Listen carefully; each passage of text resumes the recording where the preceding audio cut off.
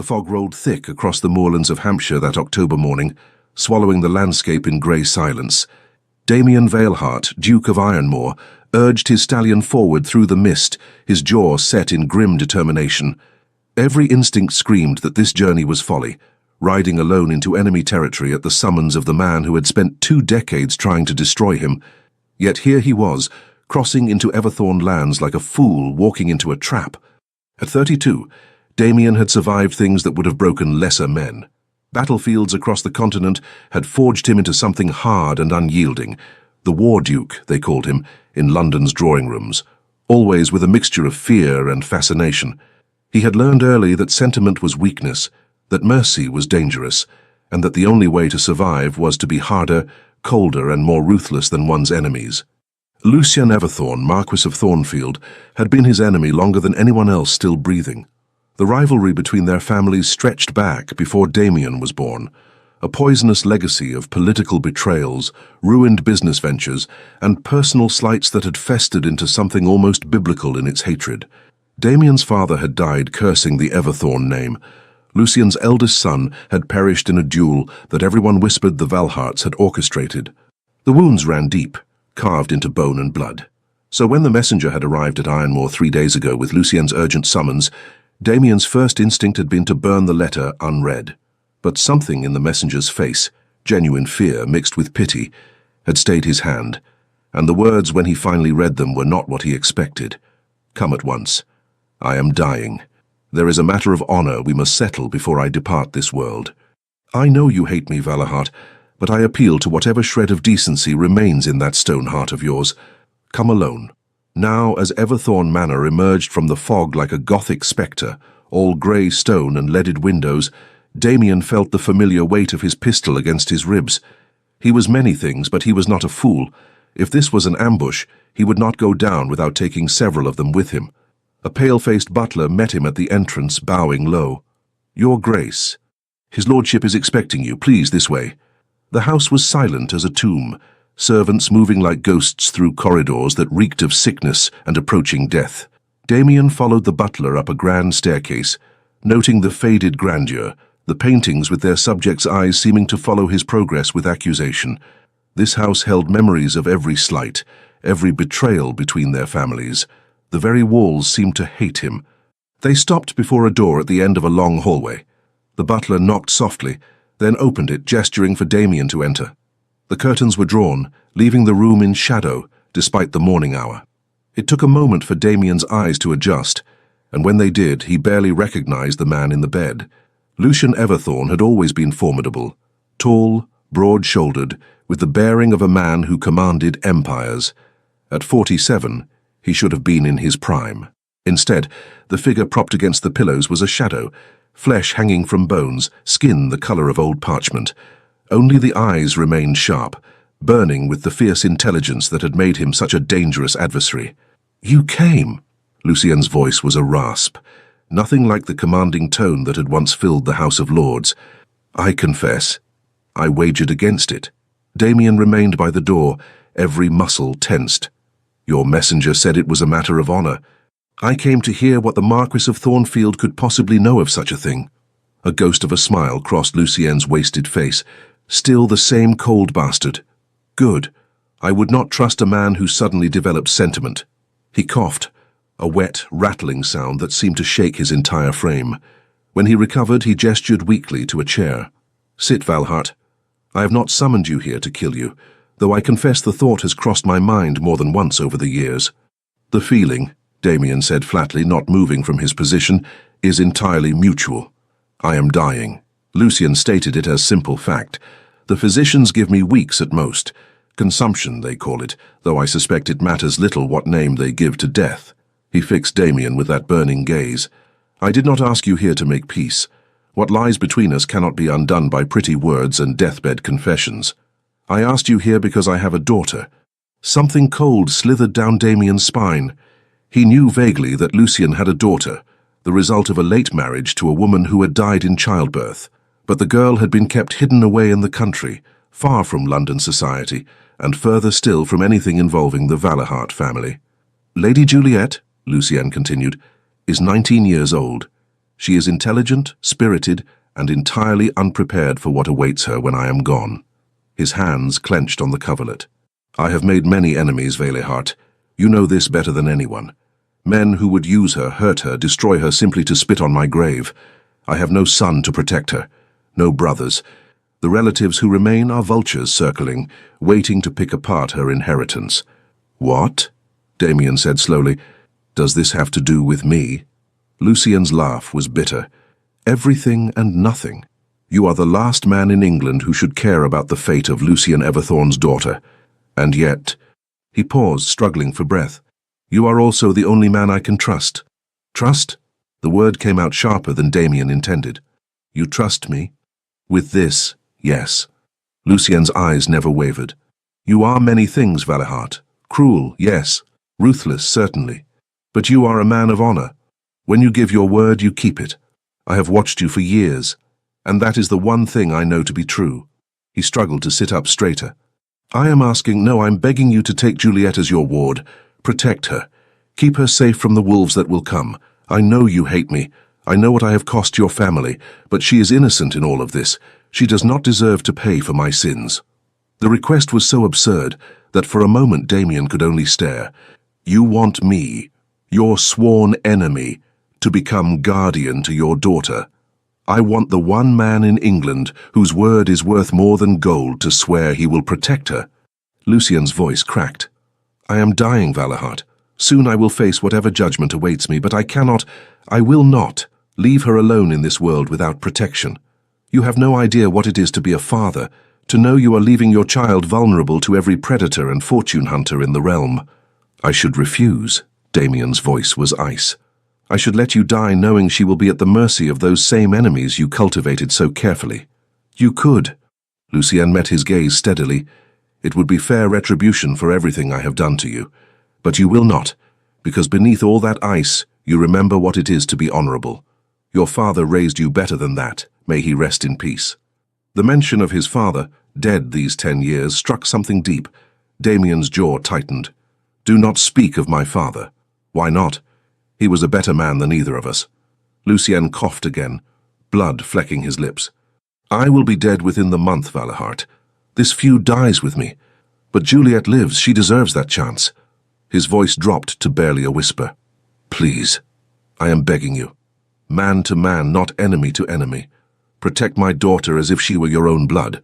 Swear it on your honor. Silence filled the room, broken only by Lucien's labored breathing and the distant ticking of a clock. Damien's mind raced through 1,000 reasons to refuse, to walk away, to let the Everthorne line end in ruins as it deserved. But beneath the ice, beneath the armor he had built so carefully, something stirred. Perhaps it was the raw desperation in Lucien's eyes, the look of a father reduced to his most primal fear. Perhaps it was the memory of his own father, and the lessons about honor that had been beaten into him alongside swordsmanship. Perhaps it was simply that he was tired of hating, tired of carrying this poison. If I do this, Damien heard himself say, she becomes my responsibility entirely. You do not get to dictate terms from beyond the grave. I will protect her as I see fit. Hope flared in Lucien's eyes. You will do it? Against all reason and wisdom, yes. Damien stepped closer to the bed. I swear on my honor as Duke of Ironmore that I will protect Lady Juliet Everthorne from harm. She will want for nothing. No one will touch her while I draw breath. The relief that washed over Lucien's face was transformative. For a moment, he looked almost human, almost redeemed. Thank you, he whispered. You cannot know what this means. I know exactly what it means. Damien's voice was hard. It means I am a damned fool. Perhaps. A weak smile. But an honorable one. That is more than either of us can claim to have been for most of our lives. He reached out with a shaking hand. She will fight you at first. She has heard stories about you, none of them flattering, but she is a good girl. Give her time. Damien looked at the offered hand for a long moment before taking it. The grip was weak, the hand cold. This was not the vigorous enemy of his youth, but a dying man making peace the only way he knew how. One more thing, Lucien said as Damien turned to leave. Do not let her marry some fortune-hunting bastard who only wants her inheritance. She deserves better. She deserves to be loved for who she is, not what she possesses. That, Damien said dryly, should not be difficult. I imagine most men will be too terrified of me to court her at all. Good. Lucien's eyes were already closing, exhaustion claiming him. Let them be terrified, just be kind to her, Veilheart. She has already lost so much. Damien left without another word, his mind churning. What had he just done? What oath had he sworn? As he rode back across the moors toward Ironmoor, the fog seemed thicker, the path less certain. He had no idea that he had just sealed his own fate, as surely as Lucien Everthorne's deathbed had sealed his. 3 weeks later, a black-bordered letter arrived at Ironmoor. Lucien Everthorne, Marquess of Thornfield, had departed this world. The funeral would be held in 3 days' time.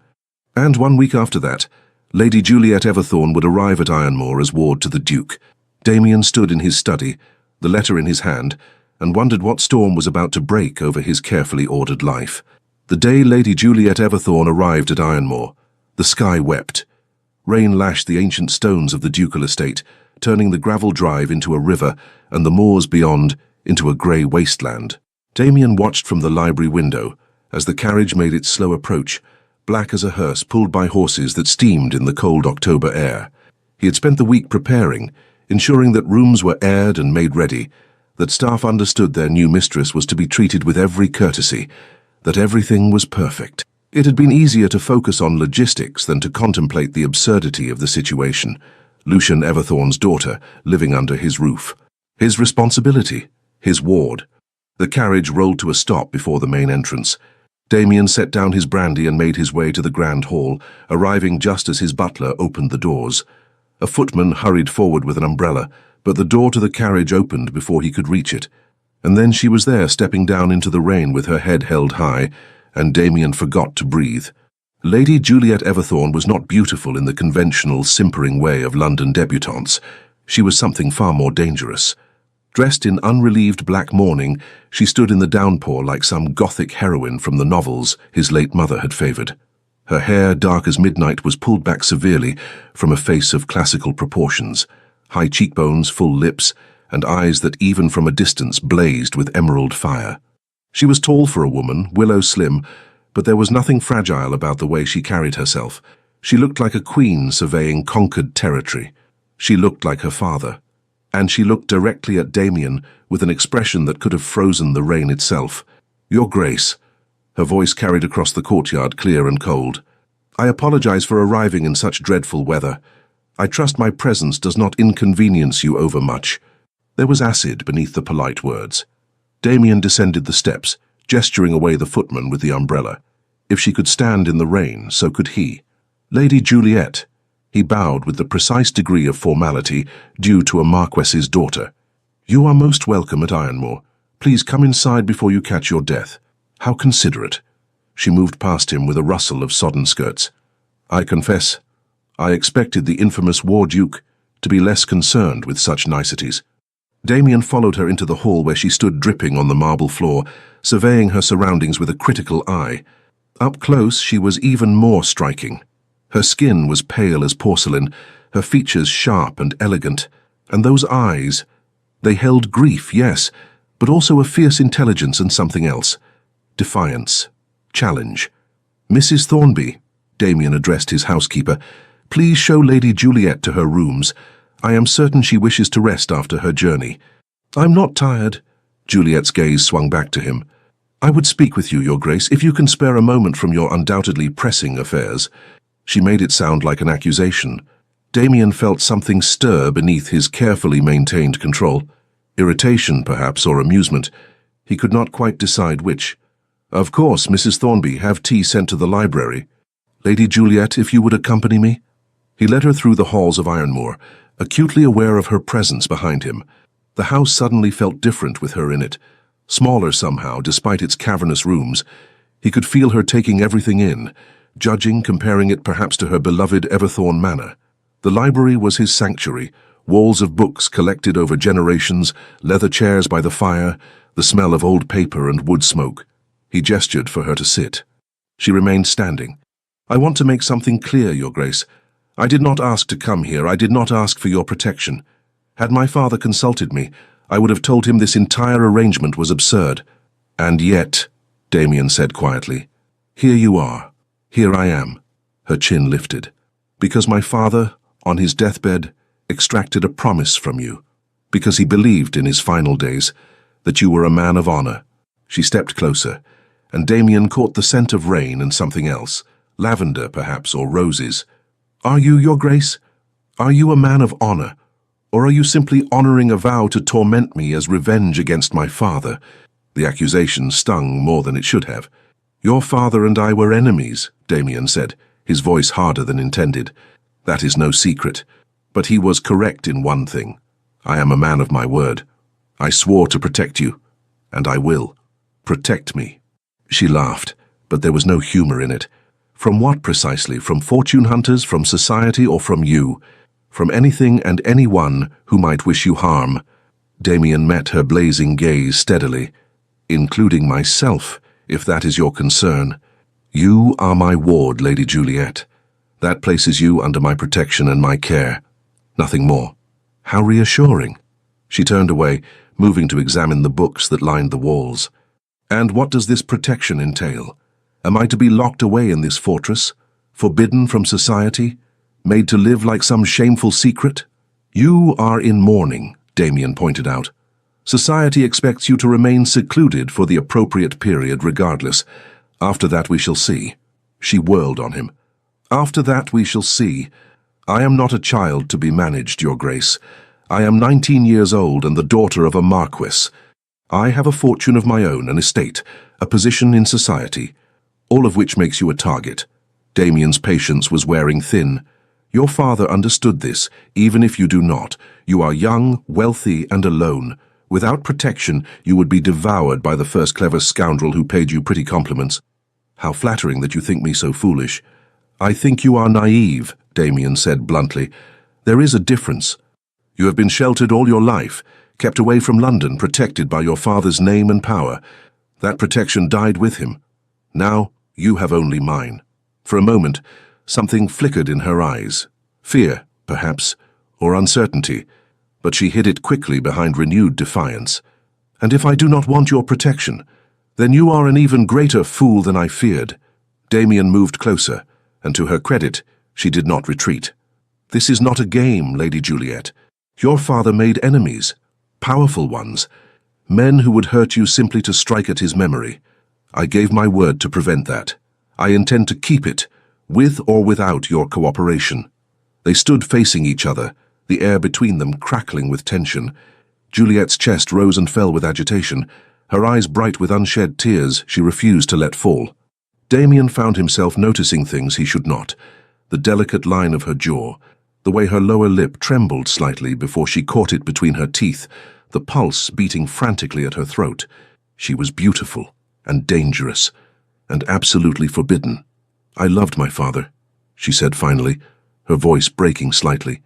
He was all I had, and now I am here, in the house of the man he called his greatest enemy, dependent on your mercy. Do you have any idea how that feels? Something cracked in Damien's chest. No, he admitted. I do not, but I can imagine it is not easy. Not easy? A single tear escaped, trailing down her cheek, before she angrily wiped it away. It is impossible. Every instinct tells me to hate you. Every story my father ever told painted you as a villain.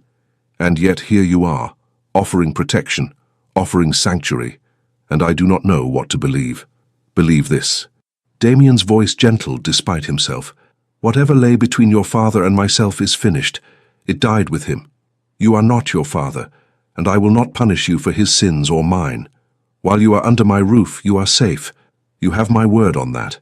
She searched his face, looking for deception and finding none. Finally, she nodded once. Very well, Your Grace. I shall endeavor not to be too great a burden upon your hospitality. You are not a burden. The words surprised him as much as they seemed to surprise her. You are my responsibility, yes, but that does not make you unwelcome here. A knock at the door interrupted whatever she might have said. Mrs. Thornby entered with tea, along with a maid carrying towels. Pardon me, Your Grace, but Lady Juliet is soaked through. Perhaps she should change before taking tea. Juliet looked down at herself, seeming to notice for the first time that she was indeed dripping onto the carpet. A faint flush coloured her cheeks. Yes, of course, forgive me, There is nothing to forgive, Damien gestured to Mrs. Thornby. Please show Lady Juliet to her rooms. We can speak again at dinner, if that suits you." Juliet nodded, suddenly looking very young and very tired. "Thank you, Your Grace." As she left, Damien found himself staring at the door long after it closed. This was going to be far more complicated than he had anticipated. Far more complicated and far more dangerous. Because Lady Juliet Everthorne, with her blazing eyes and her father's stubborn pride, and her devastating beauty hidden beneath morning black, was already under his skin in a way that should have been impossible, and the oath he had sworn, to protect her, to keep her safe, to treat her with honor, suddenly felt like the most difficult promise he had ever made. The first month passed in careful formality. Juliet kept to her rooms for the most part, emerging only for meals that were conducted in near silence. Damien found himself watching her across the length of his dining table, noting how she pushed food around her plate more than ate it, how shadows darkened the skin beneath her eyes, how she grew thinner despite Mrs. Thornby's best efforts. She was grieving, he reminded himself, grieving and alone and trapped in the house of a man she had been raised to fear. What else did he expect? But as November arrived with its bitter winds and early darkness, something shifted. Perhaps it was the isolation of Ironmore, set on its wild moors far from London society. Perhaps it was simple necessity. One could not maintain such rigid formality when one was the only two people of consequence in a household. Or perhaps it was something neither of them wanted to name. The change began, as many things do, with something small. Damien was in the library one evening after dinner, reviewing estate correspondence, when he heard the pianoforte in the music room. He had not known Juliet played. The melody was Beethoven, he thought, though he was no expert. It was beautiful and melancholy, each note perfectly placed, and it drew him like a lodestone. He found himself standing in the doorway, watching her play. She wore grey now instead of black. Her mourning was easing into half-mourning, and the colour made her skin luminous. Her eyes were closed, her entire being focused on the music, and for the first time since she had arrived, she looked at peace. Damien meant to leave before she noticed him. Instead, he stayed rooted, unable to look away. There was something hypnotic about watching her play, about seeing this glimpse of who she was when she forgot to be guarded. The piece ended. Juliet's hands fell to her lap, and she opened her eyes and saw him. "Your Grace." She started to rise. "I apologize. I did not mean to disturb." "Please," he stepped forward. "Do not stop on my account." That was beautifully played. She settled back onto the bench, uncertainty crossing her features. My father hired the finest tutors. Music was one of the few accomplishments he insisted upon. He had good taste then. Damien found himself moving closer, drawn by some force he could not name. "Will you play something else?" "If you wish." Her fingers found the keys again, and this time it was something lighter, a Mozart sonata that filled the room with crystalline notes. Damien sank into a nearby chair, letting the music wash over him. It had been so long since there was music in Ironmore. His mother had loved the pianoforte, but she had been gone these 15 years, and the instrument had sat silent ever since. When the piece ended, Juliet turned to him. "You look sad, Your Grace." "Do I?" He had not realized his expression had slipped. "Forgive me. Your playing brought back memories. My mother was quite accomplished at the pianoforte." "Was?" Juliet's voice softened. "She has passed? When I was 17. A fever that the physicians could not break." It surprised him how easily the words came. He rarely spoke of his mother. She would have been glad to hear this room filled with music again. Something shifted in Juliet's expression, the first crack in her armor. "I am sorry for your loss. To lose a parent so young, I cannot imagine. You lost your mother as well," Damien pointed out gently. "At birth, if I recall correctly. I never knew her, so it is different." Juliet turned back to the pianoforte, her fingers trailing silently over the keys. "My father kept a portrait of her in his study. She was very beautiful. He used to tell me I had her eyes." "You do." The words escaped before Damien could stop them. When Juliet looked at him questioningly, he added quickly, "I saw the portrait once, years ago. You resemble her greatly." A faint smile touched her lips. "That is perhaps the kindest thing you have said to me since I arrived. I have not been unkind, surely." "Not unkind, no. Simply formal. Cold, even." She met his gaze directly. "You treat me as a duty, Your Grace, an obligation to be managed." The accusation struck home because it was true. "You are my ward," he said carefully. "There are proprieties." "Proprieties?" She rose from the bench, moving to stand before the fire. "Yes, I suppose there are. The War Duke must maintain his reputation for coldness and control. Heaven forbid anyone should see that you are capable of human warmth. That is unfair." "Is it?" She turned to face him, the firelight catching in her hair, turning it to dark flame. "You have been nothing but correct in every interaction we have had. Polite, proper, absolutely without emotion. Tell me, Your Grace, do you feel anything at all? Or did those battlefields truly turn you to stone as London whispers?" Damien stood, his control cracking. "You know nothing of what I have seen or done. You have no right to judge." "I have every right," her eyes blazed. "I am trapped here, dependent on you, living in this mausoleum, where everything is cold and silent and perfect. Do you know what that is like? To be surrounded by ice day after day, to never see warmth or kindness, or even basic human connection. I have shown you kindness." His voice was harder than intended. "I have given you a home protection. You have given me a prison." The words burst from her. "Beautiful, luxurious, but a prison nonetheless. I have lost my father, my home, everything familiar. And now I am here with a man who looks at me as if I am a problem to be solved, rather than a person who is grieving." The truth of her words hit him like a physical blow. Damien had been so focused on propriety, on maintaining distance, that he had failed to see what she needed. Not a guardian who kept her at arm's length, but simple human compassion. "You are right." The admission came hard. "I have been distant. I apologize, Lady Juliet. That was not my intention." She stared at him, seemingly shocked by the apology. "I did not expect you to admit fault." "Why not?" "I am not infallible." Damien moved closer, drawn by something he could not name. "Your father asked me to protect you. He did not ask me to make you miserable. If I have done so, then I have failed in my duty." "I am not miserable," she said quietly. "Merely lonely. This house is so large and so empty, and I feel as though I am the only living thing in it sometimes." "You are not alone." The words came more gently than Damien intended. "I am here, and while I may not be skilled at comfort or warmth, I can try to be better, if you will permit it." Juliet studied him for a long moment, her expression unreadable. Finally, she nodded. "I should like that, Your Grace, very much." "Damien." The name escaped before he could stop it. "When we are private, you may call me Damien. The formality grows tiresome." Her eyes widened. "That would not be proper. Propriety," Damien said dryly, "is overrated, particularly when there is no one here to observe it." A real smile touched her lips then, the first genuine smile he had seen from her.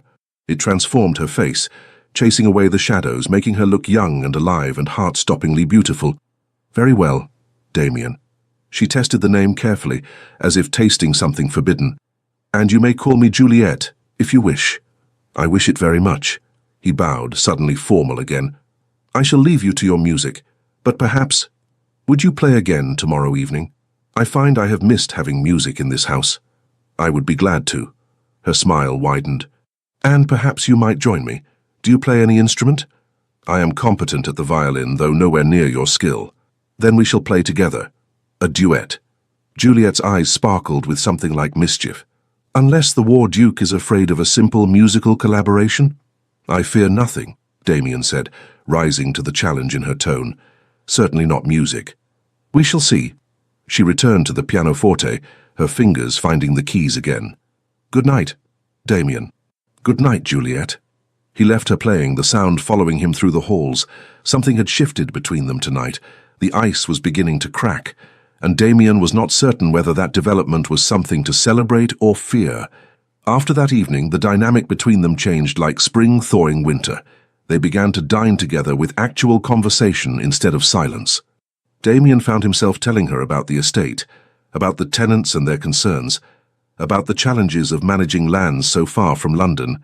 Juliet, in turn, shared memories of her father during his better days, before illness claimed him. She spoke of her childhood at Everthorne Manor, of the books she loved, of dreams she had harbored of someday visiting Italy or Greece. "But those were girlish fancies," she said one evening over dinner. "Father would never have permitted such travel. He believed a woman's place was in England managing her household. "And what do you believe?" Damien asked, genuinely curious. She considered the question seriously. "I believe a woman should be permitted to see the world if she wishes, to experience art and culture firsthand, not merely through books. Is that terribly scandalous of me?" "No." Damien found himself smiling. "Merely honest, and there is nothing scandalous about honesty." Their evening musical duets became a cherished ritual. Damien unearthed his violin from where it had lain unused for years, and they worked through simple pieces together, laughing at wrong notes and awkward transitions. Juliet was a patient teacher when he struggled with a passage, and she seemed genuinely delighted when they managed to play something through without mistakes. "You are better than you claimed," she said after a particularly successful run through a Handel piece. "I suspect the War Duke has been hiding his talents." "Or perhaps," Damien countered, "I simply have an excellent teacher."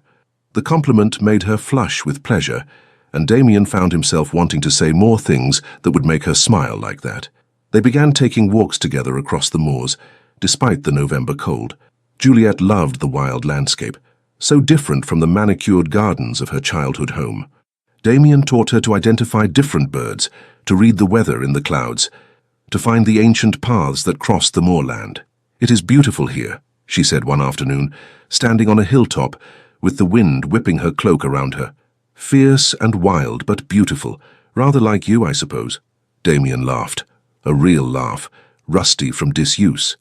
"I am not certain whether that is a compliment or an insult. Both, perhaps." She grinned at him. "You are rather fierce, you know. When I first arrived, I thought you were made entirely of ice and sharp edges, but you are not so cold as you pretend." "Careful, Lady Juliet.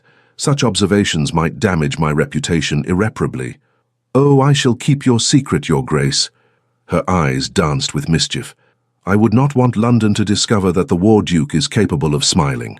Their easy banter felt natural, comfortable. Damien could not remember the last time he had enjoyed someone's company so thoroughly. Juliet was intelligent and quick-witted, able to match him point for point in their discussions of books and politics and everything else. She challenged him, made him think, made him see things from perspectives he had never considered. She also, he was beginning to realize, made him feel things he had no business feeling. It started innocently enough, a hand at her elbow to steady her on uneven ground. Standing close while examining a book together in the library, their shoulders brushing. The way his heart lifted when he heard her laugh, the fact that he found himself thinking of her constantly, wondering what she was doing, whether she was content, what might make her smile. He told himself it was merely the satisfaction of fulfilling his duty well, that he was glad to see her healing from her grief, to see her coming alive again in this isolated place, that the warmth in his chest when she looked at him was nothing more than friendship. He was lying to himself, and on some level he knew it. The realization struck him one December morning when he woke before dawn, unable to sleep. He had been dreaming of Juliet, innocent dreams, merely conversations and laughter, but they left him with a yearning that was anything but innocent. He found himself in the stables before he quite realized where he was going, saddling his stallion in the pre-dawn darkness. He needed to ride, to clear his head, to escape the confines of the house where her presence seemed to fill every room, even when she was not there. But when he emerged from the stables, he found her there in the courtyard, wrapped in a heavy cloak, watching him. "I could not sleep either," she said quietly. "May I come with you?" He should have refused, should have maintained distance, propriety, all the things that had been crumbling for weeks now. Instead, he heard himself say, "I will have your mare saddled." They rode out across the moors as dawn broke, turning the sky gold and rose. The ground was hard with frost, the air sharp enough to sting lungs. Juliet kept pace with him easily. Her father had taught her to ride well, and when they reached the highest point of Ironmoor land, they both reined in. The view was spectacular. Below them, the estate spread like a kingdom, and beyond that, the moors rolled on toward a horizon painted in winter fire. "This is magnificent," Juliet breathed. "I have never seen anything so beautiful." Damien was not looking at the view.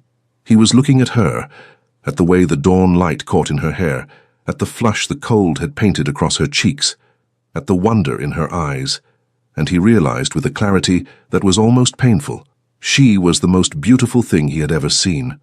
And he wanted her, not just with the simple physical desire a man might feel for a beautiful woman. He wanted all of her, her sharp mind and quick wit, her laughter and her rare moments of vulnerability, the way she challenged him and made him feel alive in ways he had forgotten were possible. He wanted to know every thought in her head, every dream in her heart. He wanted the right to stand beside her always, to protect her not out of duty, but because she was his to protect. The realization terrified him. "Damien," Juliet's concerned voice broke through his thoughts. "Is something wrong? You look strange." "No." His voice came out rougher than intended. "Nothing is wrong. We should return. It grows cold." But as they rode back to Ironmore, Damien knew everything had changed. The oath he had made to Lucienne Everthorne, to protect his daughter, to keep her safe, to treat her with honor, was now the greatest threat to his own peace of mind. Because how did one honor a vow when every instinct screamed to claim the very woman he had sworn to protect? Winter settled over Ironmore with a vengeance. Snow blanketed the moors, transforming the landscape into something from a fairy story. The house, so vast and cold when Juliet had first arrived, now felt warm and intimate, sealed against the elements with blazing fires in every hearth. And within those walls, the tension between Damien and Juliet grew like a living thing. It was in every glance that lasted too long, every accidental touch that sent electricity through both of them, every conversation that danced around things neither dared to say. They were playing a dangerous game, both aware of it, neither willing to stop. Juliet felt it acutely, the way her heart raced when Damien entered a room, the way her skin burned where his fingers had brushed hers while passing a book, the way she found herself watching him when she thought he was not looking, memorizing the hard planes of his face, the way his jaw tightened when he was frustrated, the rare smiles that transformed him from forbidding to devastating. She knew it was wrong. He was her guardian, her father's former enemy, a man 10 years her senior who had taken her in out of duty. She should be grateful for his protection and nothing more, but gratitude was not what made her breath catch when he smiled at her. Gratitude was not what kept her awake at night, imagining things a proper young lady should never imagine, and gratitude certainly was not what made her want to smooth away the lines of care that marked his brow, to make him laugh more, to see what passion might look like in those ice-blue eyes that were beginning to thaw when they looked at her. She was falling in love with him, had been falling for weeks if she was honest, and it was going to destroy her. Damien was no better. He had lost the battle with himself somewhere around Christmas, when Juliet had given him a simple gift, a new leather binding for his favorite volume of poetry, which she had noticed was falling apart. The gesture had been thoughtful, personal, and it had cracked something in his chest that he could not repair. He found himself seeking her out constantly, inventing reasons to be near her, teaching her to play chess by the fire, their heads bent close over the board, reading aloud to her in the library, watching her face as she listened. Standing behind her at the pianoforte, ostensibly to turn pages, but really just to be close, to breathe in the scent of her hair, to feel the warmth of her presence. He knew he was being reckless, knew he was crossing lines that should never be crossed, but he could not seem to stop himself. She drew him like a moth to flame, and he was burning up from the inside. The breaking point came on a January night, when snow fell thick and fast, sealing them in completely. They had dined together as usual, the conversation flowing easily. Damien had made her laugh with a story about a tenant's escaped pigs, and the sound had filled him with a dangerous warmth. After dinner they had retired to the music room, but neither felt like playing. Instead, they sat before the fire, comfortable in silence. "Tell me something," Juliet said suddenly. "Something true. Something no one else knows." Damien looked at her questioningly. She was curled in her chair, wrapped in a shawl, the firelight playing across her features. She looked impossibly young and impossibly beautiful, and he wanted to tell her everything. "What prompted this?" he asked instead. "I have been here for 3 months," she said quietly, "and I feel as though I know you better than anyone I have ever known, and yet there are still parts of you that remain hidden. You keep yourself locked away, Damien, even from me. Some things are better left hidden. Why? Because they are painful? Because you think showing vulnerability makes you weak?" She leaned forward, her eyes searching his. "You know my secrets. You know my fears, my dreams, the stupid little things that make me happy. But you give me nothing in return. Is that fair?" "No." The admission came hard. "But I am not certain what you want from me." The truth. Her voice was barely above a whisper. "Just once. Tell me something true, something that matters." Damien stared into the fire, his mind racing. What could he tell her? That he thought of her constantly? That the oath he had made to her father now felt like a chain binding him?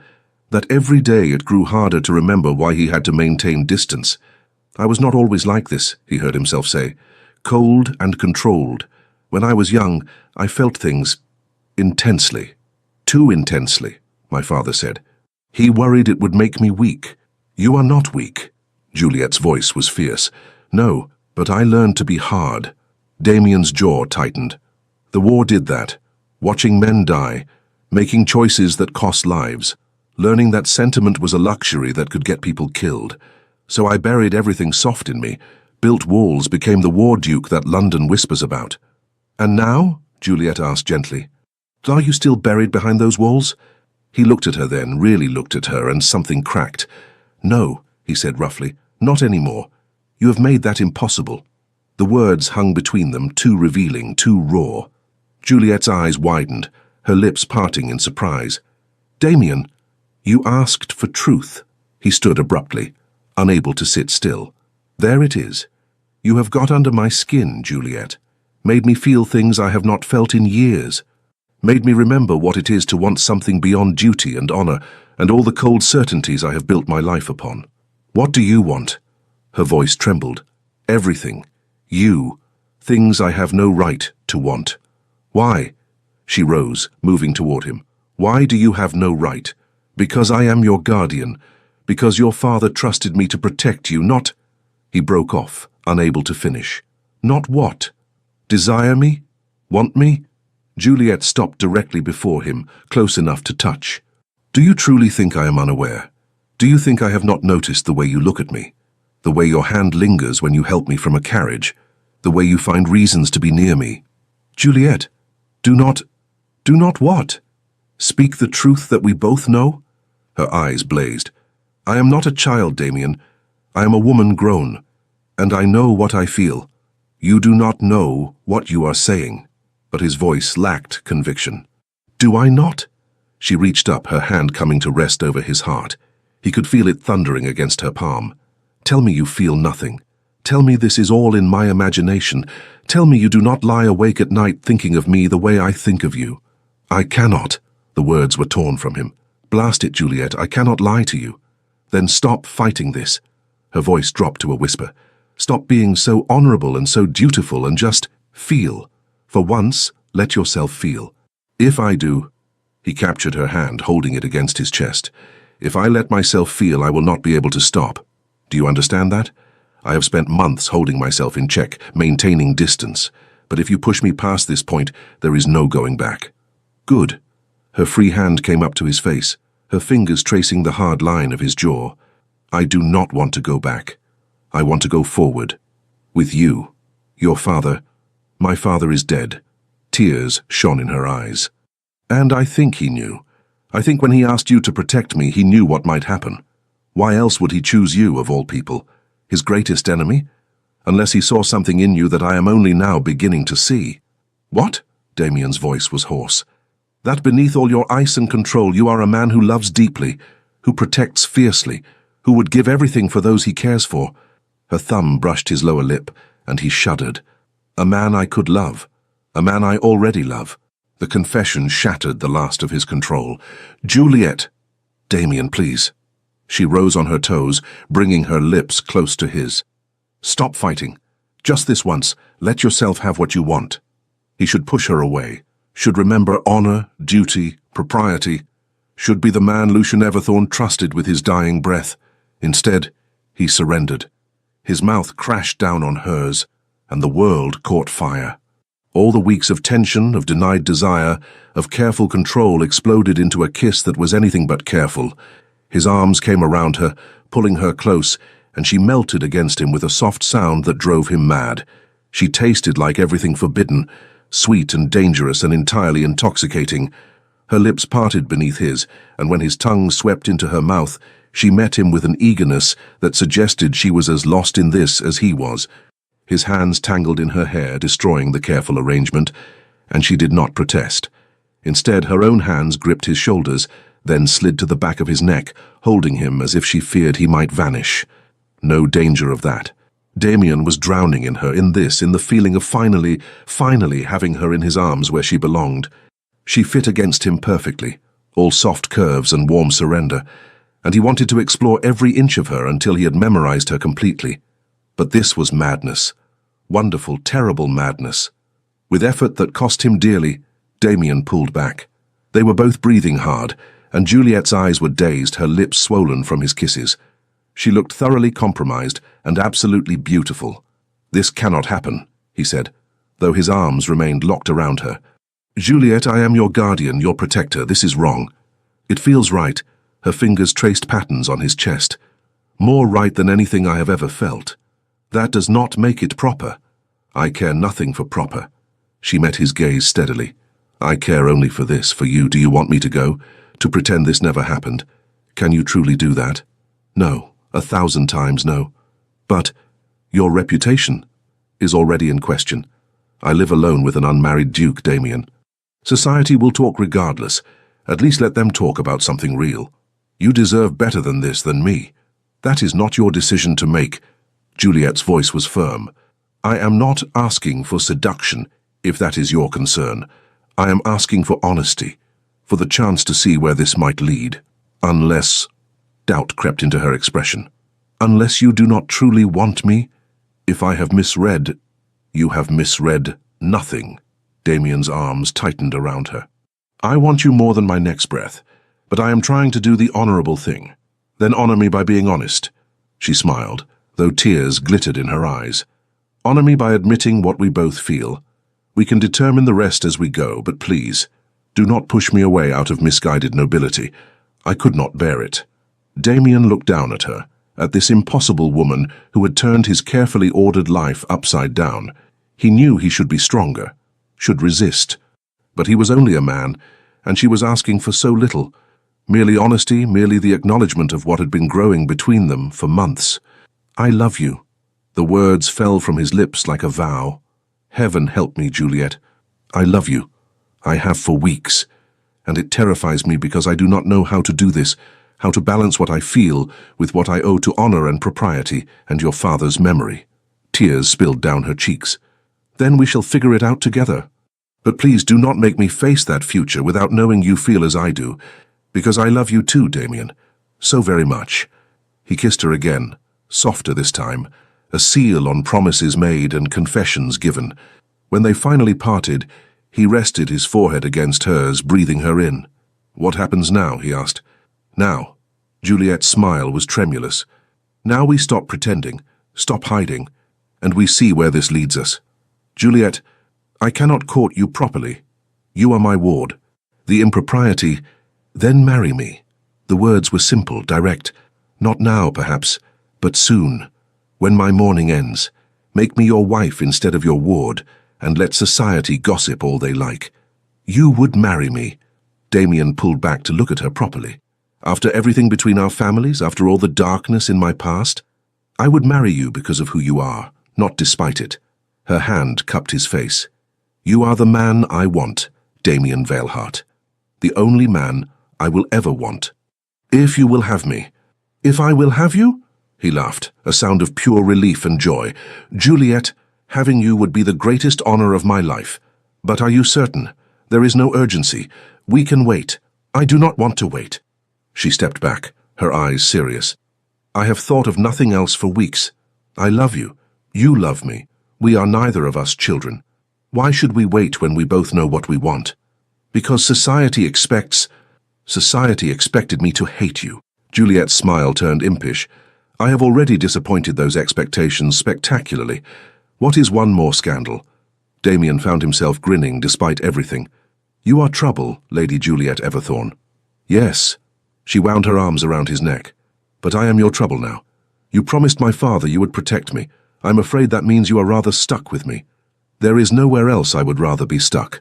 He kissed her once more, long and deep and full of promise. "Very well. We shall do this properly.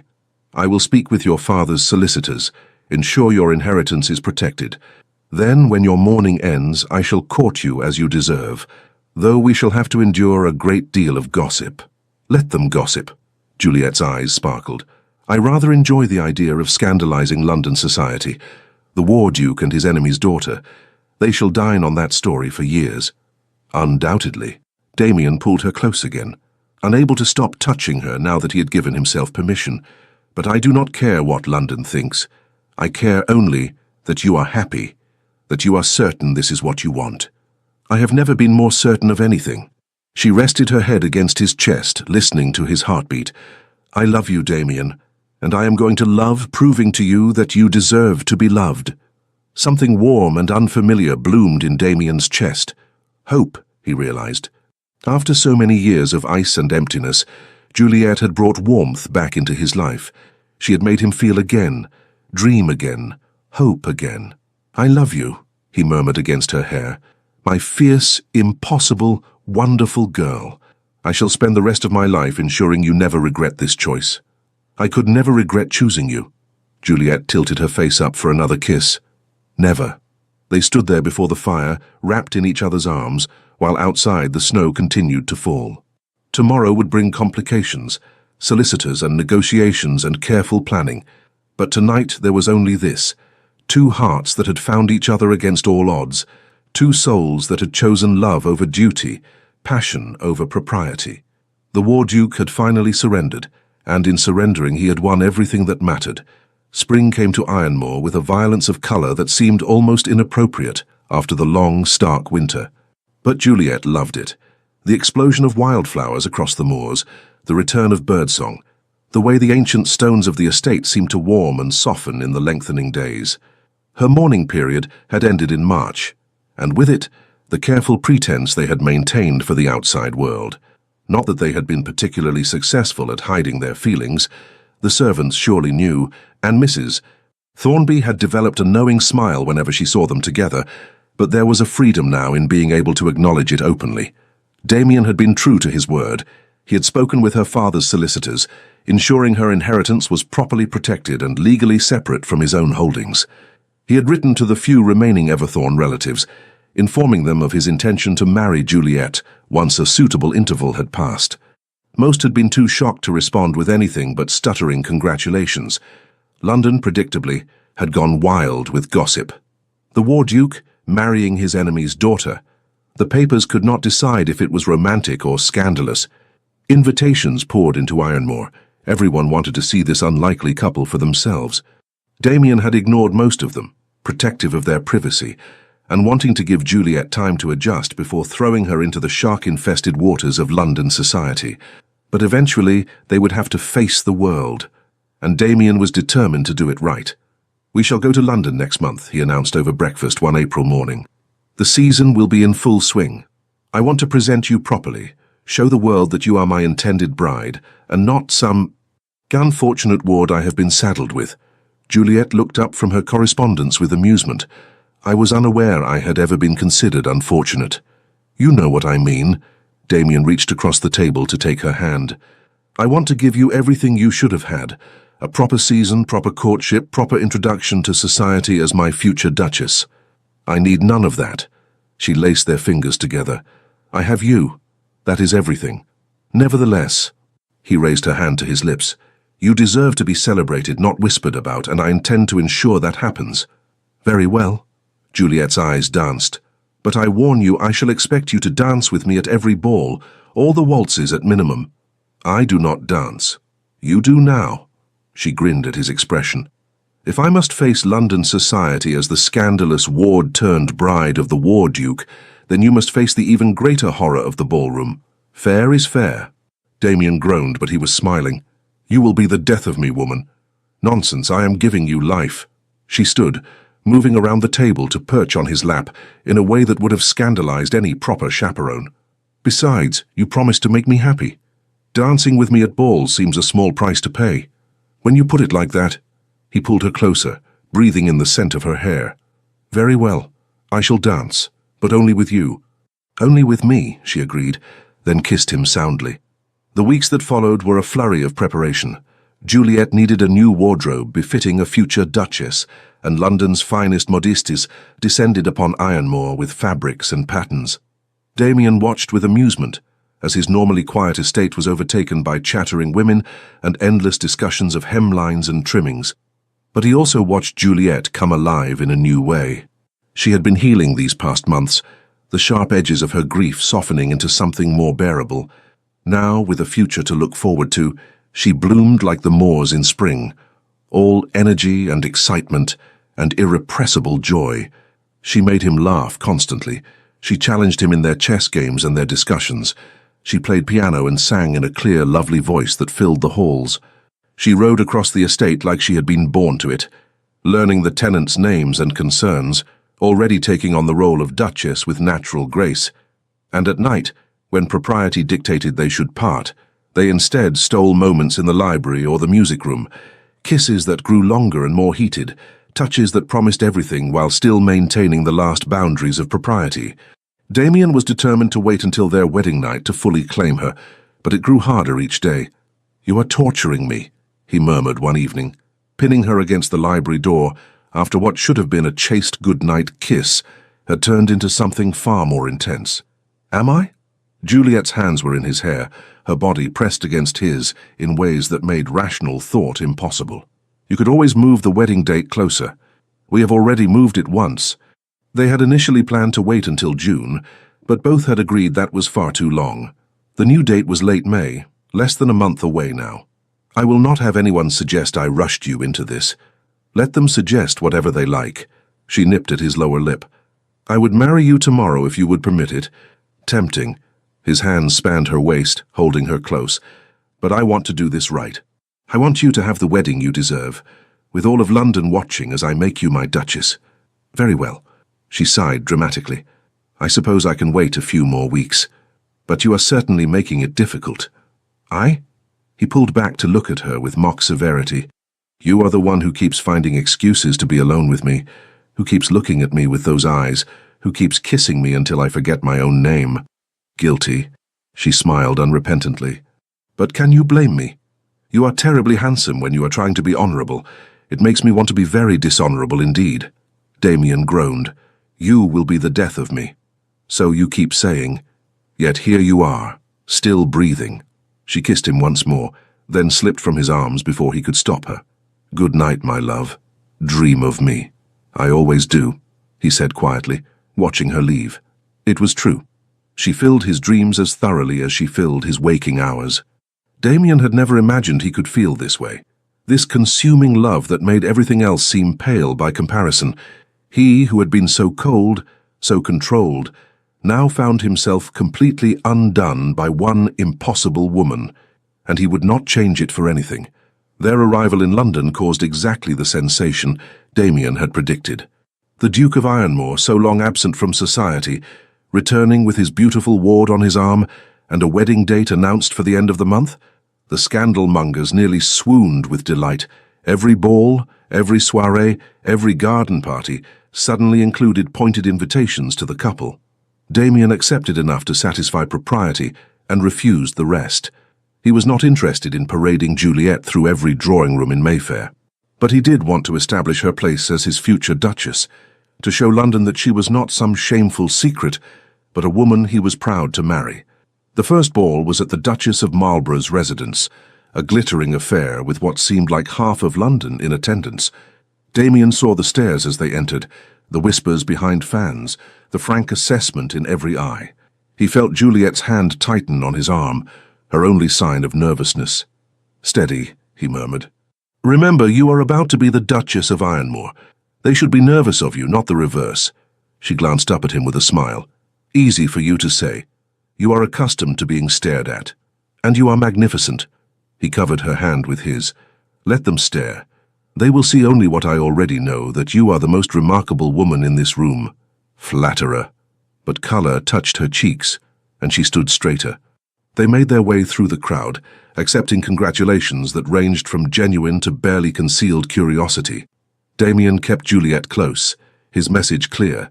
She was under his protection, and anyone who thought to slight her would answer to him. When the music started, he led her onto the floor for the first waltz. The crowd parted, watching, and Damien realized this was a test. The War Duke, who never danced, taking the floor with his controversial bride-to-be. All of London was waiting to see what would happen. He looked down at Juliet, at her eyes bright with nervousness and trust, and something fierce and protective surged through him. Let them watch. Let them judge. He knew the truth of what lay between them. "Ready?" he asked softly. "With you?" "Always." They began to dance, and everything else faded. Damien had not been lying when he said he did not dance. He had avoided ballrooms for years.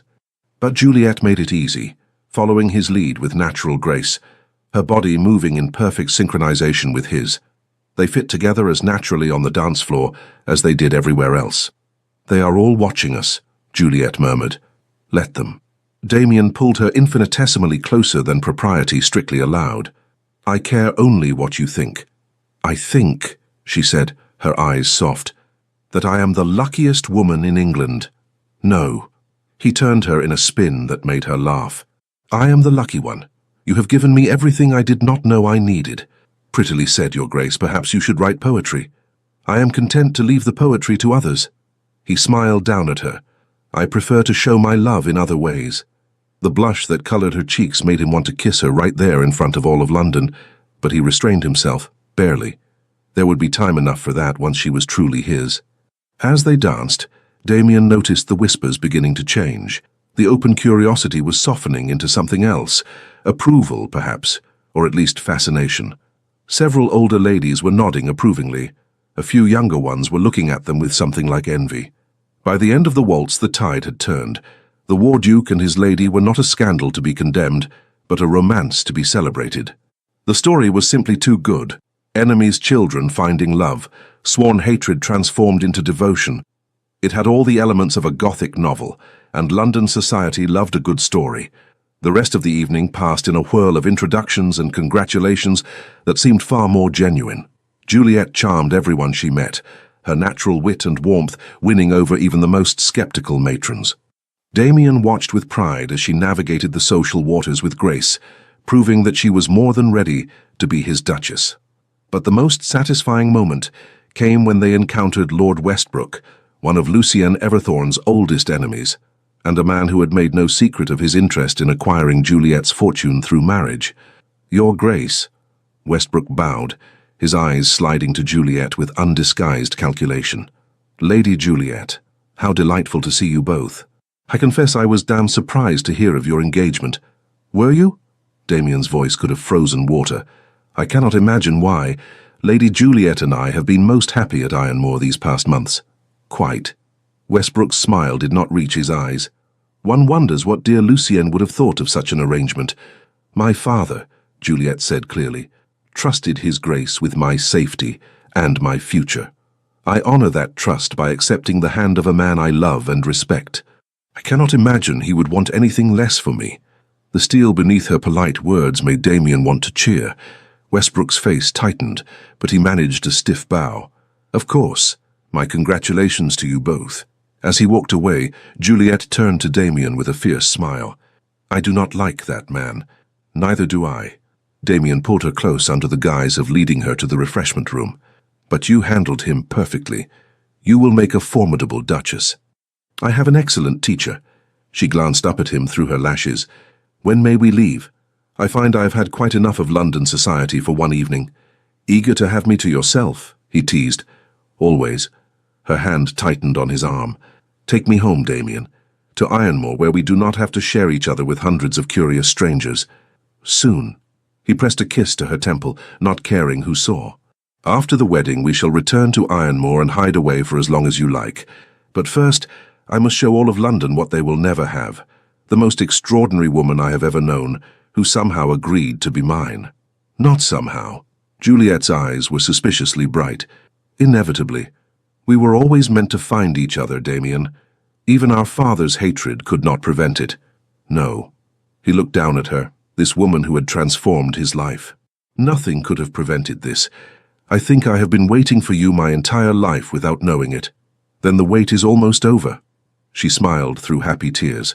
3 more weeks, and I shall be your Duchess, your wife, yours in every way that matters." "You are already mine." Damien's voice was rough with emotion.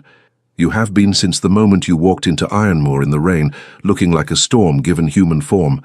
I just did not realize it yet." "Then I suppose," Juliet said softly, "we have both been very foolish, wasting all that time fighting what we felt." "Not wasted." He pulled her into an alcove, stealing a moment of privacy. "Every moment led us here, and I would not change a single one, because they brought me to you."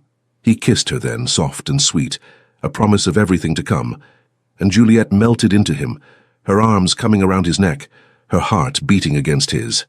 When they finally parted, both were breathing hard. 3 weeks, Juliet whispered.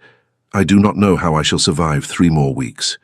Together, Damien rested his forehead against hers, as we have done everything else. Together. The wedding took place on a perfect May morning at St. George's Chapel in Mayfair, with all of London society in attendance. Juliet wore white silk embroidered with silver thread, her dark hair crowned with orange blossoms. She looked like a queen, like an angel, like everything beautiful Damien had never thought to have. When she walked down the aisle toward him, his breath caught in his throat. This impossible, wonderful woman was about to become his wife.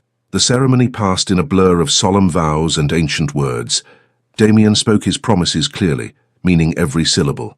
When it came time to pledge herself, Juliet's voice rang out strong and sure, her eyes never leaving his. "I, Juliet Margaret Everthorne, take thee, Damien Alexander Valehart." The names that had been enemies for so long, now united. The families that had hated across generations now joined. It felt like more than a marriage. It felt like healing, like redemption, like the ending of an old story and the beginning of something new. When the vicar pronounced them husband and wife, Damien pulled Juliet into his arms and kissed her thoroughly. Propriety be damned. Let London see. Let them all see how much he loved this woman, how proud he was to call her his. The congregation erupted in applause. Damien pulled back just enough to see Juliet's face, flushed, laughing, radiantly happy. "Hello, wife," he murmured. "Hello, husband," she grinned. Was that kiss entirely appropriate for a church? Probably not. He tucked her hand into his arm. "Shall we scandalize them further by running down the aisle?" "Do not tempt me." But her eyes sparkled. "Though I confess I am eager to begin our life together, preferably somewhere far from curious eyes." "Your wish," Damien said, leading her down the aisle through a shower of rose petals, "is my command." The breakfast reception that followed was lavish, held at Ironmoor House in London. Damien had spared no expense. He wanted Juliet to have everything, to feel cherished and celebrated. But all through the toasts and the congratulations, and the endless parade of well-wishers, he was aware only of her hand in his. Her smile meant only for him, the way she leaned into him as if they were the only 2 people in the room. Finally, blessedly, it was time to leave. They were returning to Ironmoor proper for their honeymoon. No grand tour, no fashionable destinations, just the 2 of them and the wild moors they both loved. As the carriage pulled away from London, Juliet sighed with relief. "At last. I thought we would never be alone." "Regrets?" Damien asked, though he knew the answer. "None." She moved to sit beside him rather than across, curling against his side. "Though I confess I'm glad the performance is over. Now I have you entirely to myself." "You do indeed." He pressed a kiss to the top of her head. "For the rest of our lives, you have me, for better or worse." "It will be better." She tilted her face up to his. "I shall make certain of it." "Of that," Damien said, capturing her lips in a kiss that promised everything the night would bring, "I have no doubt." 1 year later. Ironmoor in spring was paradise. Damien stood at the window of the nursery, watching dawn paint the moors in shades of gold and rose. Behind him, his wife slept in the chair by the cradle, exhausted from a long night with their son. Alexander Lucien Valehart, 6 weeks old, slept peacefully in his cradle, tiny fists curled near his face. He had his mother's dark hair and what Damien suspected would be his father's blue eyes, though it was early yet to tell. He was perfect. Impossibly, miraculously perfect. Damien had not known it was possible to feel this much, this overwhelming love for such a small creature, this fierce need to protect and provide. Fatherhood had transformed him even more thoroughly than marriage had, breaking open parts of his heart he had not known existed. He heard Juliet stir and turned to find her watching him with sleepy eyes. "You are awake early," she murmured. "I wanted to watch the sunrise." He moved to her, dropping a kiss on her forehead. "And to watch you both. I still cannot quite believe this is real. It is very real." She stood, stretching with a wince, "as my aching back can attest. Our son has excellent lungs." "He does indeed." Damien pulled her into his arms, holding her close. "You are magnificent, you know, the way you have taken to motherhood, the way you manage the estate and the household, and still find time to drive me mad with wanting you." "Do I?" She looked up with a smile. "Drive you mad?" "Constantly." He kissed her properly, thoroughly, until they were both breathless. "I love you more with each passing day." "I did not think that was possible, yet here we are." "Here we are," she agreed softly. "A family. The last thing either of our fathers would have expected, and yet somehow exactly right. Your father knew." Damien rested his cheek against her hair. "I think he saw what I could not, that we were meant for each other, that only love could end the hatred between our families. He would have loved Alexander." Juliet's voice caught. "I wish he could have met his grandson. He would be proud of you." Damien pulled back to look at her. "As I am. You have taken everything, loss and grief and scandal, and transformed it into this, into us, into a family and a future that neither of our fathers could have imagined. We did it together." She cupped his face in her hands. "You gave me a home when I had none, love when I thought I would never feel it again, purpose when I was lost. Everything I am now, I am because of you." "No." He caught her hands, kissing each palm. "You have always been extraordinary. I merely had the good fortune to see it." A small cry from the cradle interrupted them. Alexander was awake, his face scrunched in that particular expression that meant he was hungry. Juliet moved to pick him up, settling into the chair to nurse him while Damien watched. His wife and his son, his entire world contained in this room. "What are you thinking?" Juliet asked, noticing his expression. "That I am the most fortunate man alive." Damien sat on the arm of her chair, one hand gentle on his son's head. "That I never imagined I could have this, that sometimes I fear I will wake and find it was all a dream." "It is no dream." Juliet leaned into him.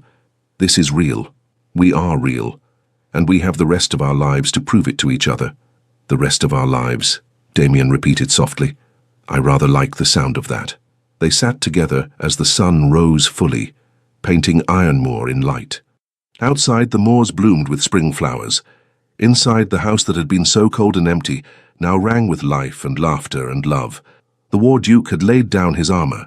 The enemy's daughter had become a duchess, and together they had built something more powerful than either of their father's hatred, a love that would endure through all the seasons of their lives, a family that would heal the wounds of the past, a legacy that would last for generations.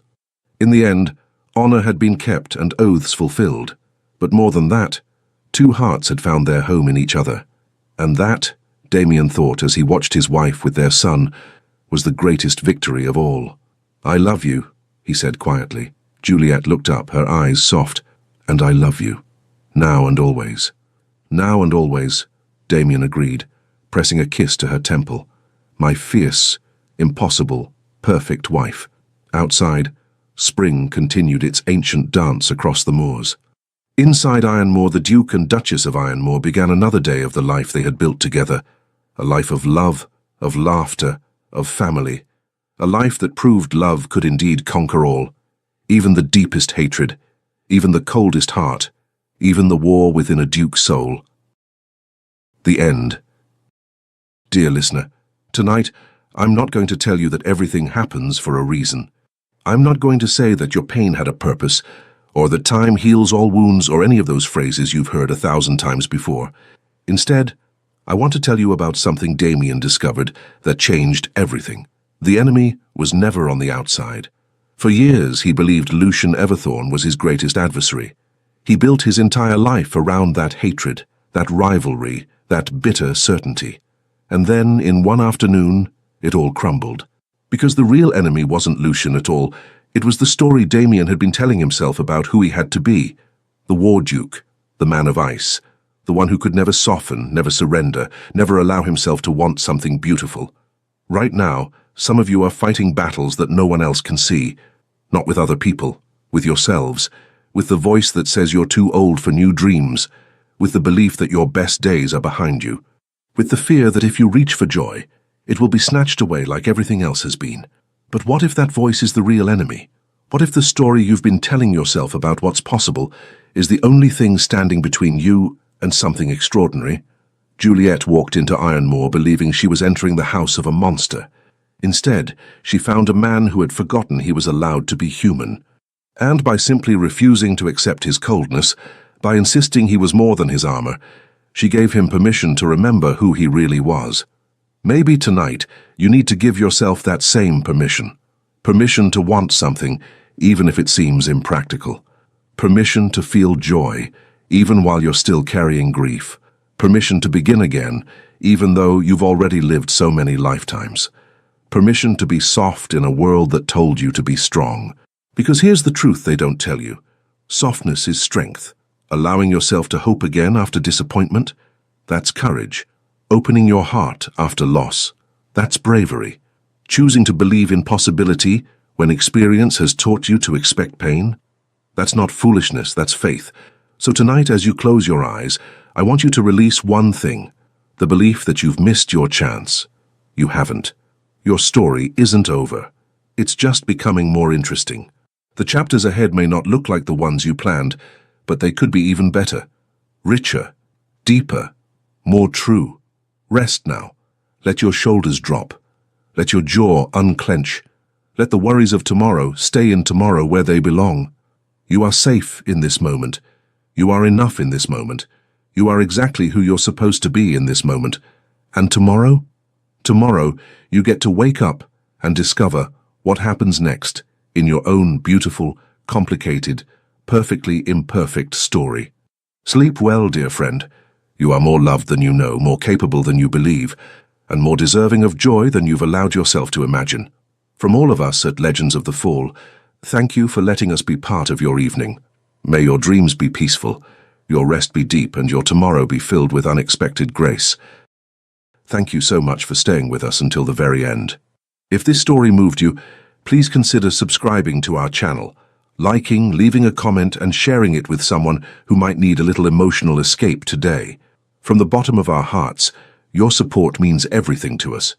It's what keeps us motivated to continue telling these stories full of love, redemption, heartbreak, healing, and hope. Every click, every word of encouragement in the comments, every share, it truly helps us keep going. And remember, at the end of this video, another beautiful story suggestion will appear. Click it and be swept away once again by another unforgettable tale. Thank you for being here. The Legends of the Fall team.